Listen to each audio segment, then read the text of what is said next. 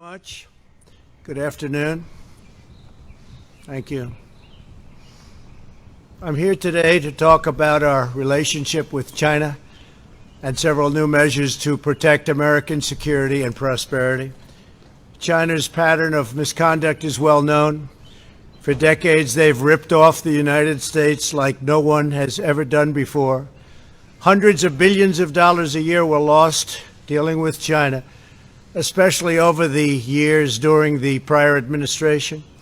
China raided our factories, offshored our jobs, gutted our industries, stole our intellectual property, and violated their commitments under the World Trade Organization.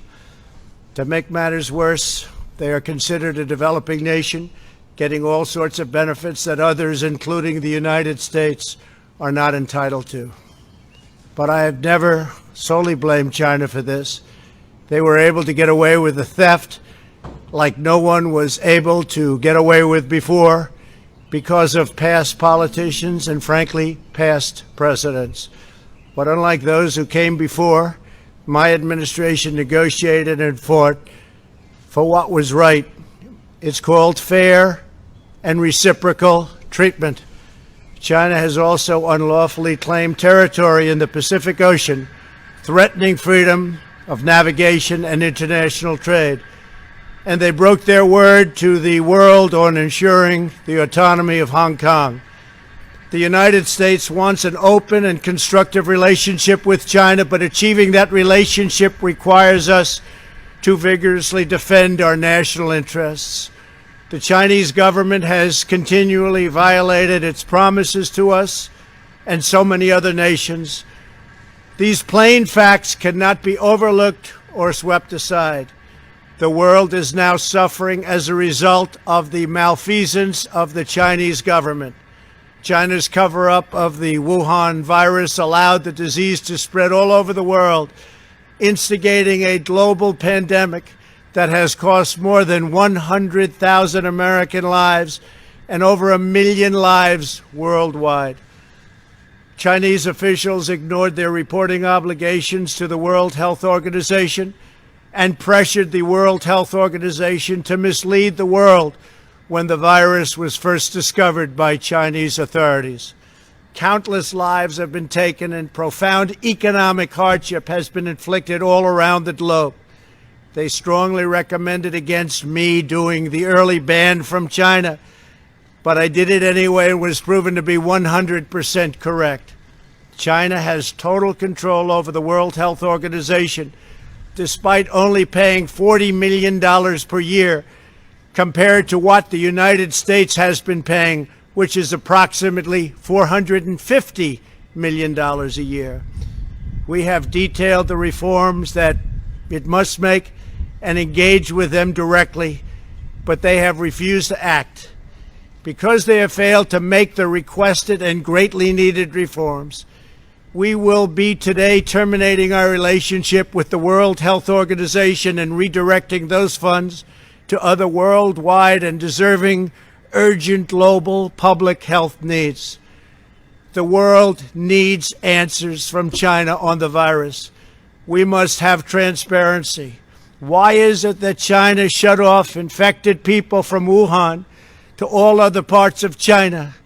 It went nowhere else. It didn't go to Beijing. It went nowhere else. But they allowed them to freely travel throughout the world, including Europe and the United States. The death and destruction caused by this is incalculable. We must have answers, not only for us, but for the rest of the world.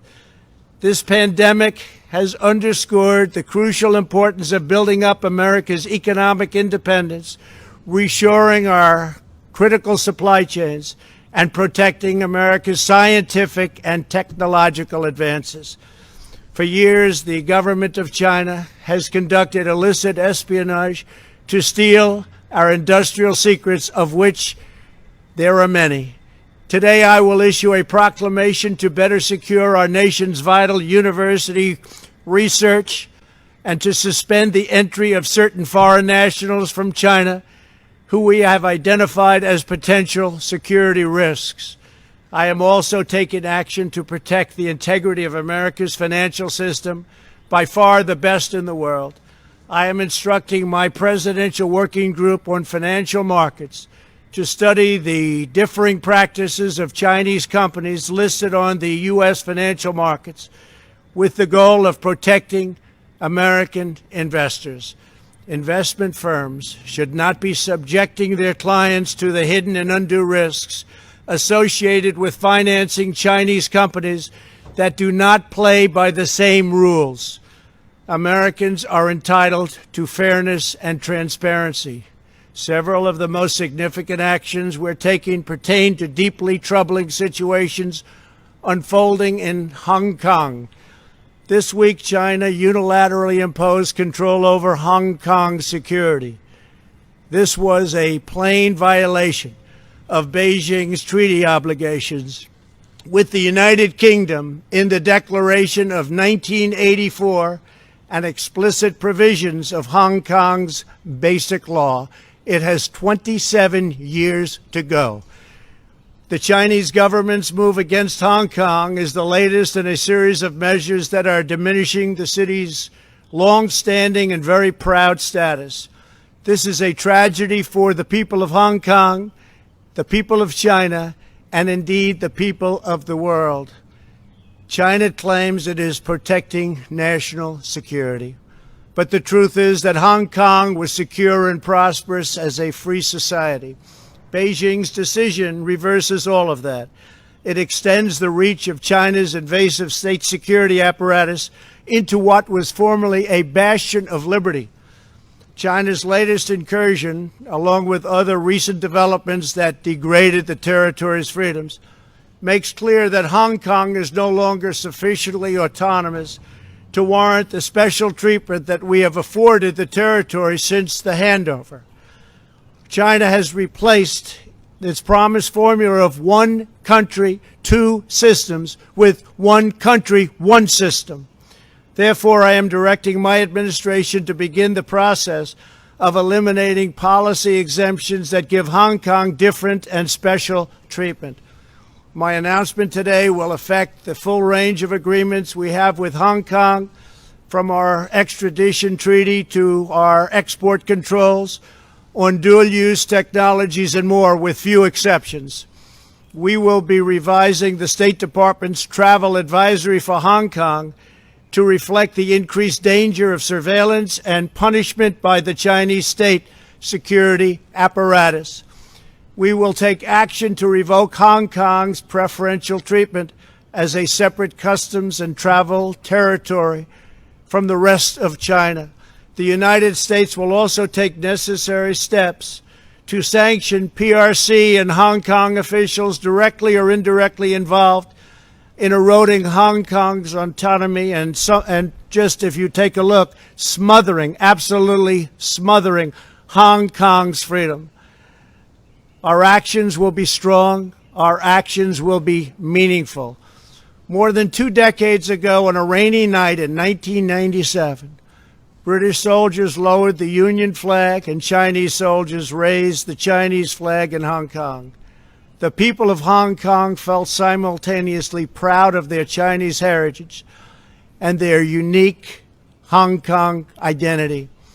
The people of Hong Kong hoped that in the years and decades to come, China would increasingly come to resemble its most radiant and dynamic city. The rest of the world was electrified by a sense of optimism that Hong Kong was a glimpse into China's future, not that Hong Kong would grow into a reflection of China's past. In every decision, I will continue to proudly defend and protect the workers, families, and citizens of the United States of America. Thank you very much. Thank you.